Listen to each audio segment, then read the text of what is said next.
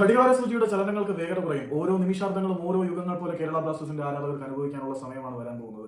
കാരണം ഇനിയുള്ള ഓരോ നിമിഷവും ഓരോ യുഗങ്ങൾ എന്ന പോലെ ആയിരിക്കും ബ്ലാസ്റ്റേഴ്സിന്റെ ആരാധകരെ തള്ളി നിൽക്കുന്നത്. 48 മണിക്കൂറിനുള്ളിൽ ആരാധകരെ അത്ഭുതപ്പെടുത്തുന്ന ഒരു സർപ്രൈസ് വരുമെന്നതിന്റെ സൂചന ലഭിച്ചത് മുതൽ കേരള ബ്ലാസ്റ്റേഴ്സിന്റെ ആരാധകർ കണ്ണിൽ എണ്ണ ഒഴിച്ച് കാത്തിരിക്കുകയാണ്. ഏതായാലും മാർക്കസ് മർഗോ നൽകുന്ന റിപ്പോർട്ട് അനുസരിച്ച് കേരള ബ്ലാസ്റ്റേഴ്സ് പോകുന്ന ഒരു ലോക്കൽ പ്ലെയറെ തേടിയല്ല, ഒരു ബിഗ് ഫിഷിനെ തന്നെ, വലിയ മീനിനെ തന്നെ കേരള ബ്ലാസ്റ്റേഴ്സിന്റെ വലയിലാക്കാനാണ് കരോലിസ് കിങ്സ് വല വീശി ഇറങ്ങിയിരിക്കുന്നത്. അദ്ദേഹത്തിന്റെ വലയിൽ പെടാൻ പോകുന്ന ഒരു കൊമ്പൻ സ്രാവ് തന്നെ ആയിരിക്കണേ എന്ന് കേരള ബ്ലാസ്റ്റേഴ്സിന്റെ ആരാധകർ പ്രാർത്ഥിക്കുന്നുണ്ട്. ഒരു വൈഡ് റേഞ്ച് പൊട്ടൻഷ്യൽ സ്ട്രൈക്കറെ തന്നെയാണ് കേരള ബ്ലാസ്റ്റേഴ്സ് നോക്കുന്നത്. കാറടച്ച് വെടിവെക്കുന്നുണ്ട്. ആ വെടിയിൽ ഏതെങ്കിലും ഒരു മുയൽക്കുഞ്ഞിനെ വെടിവെച്ചിട്ട് കൊണ്ടുവരാനല്ല ആഗ്രഹിക്കുന്നത്.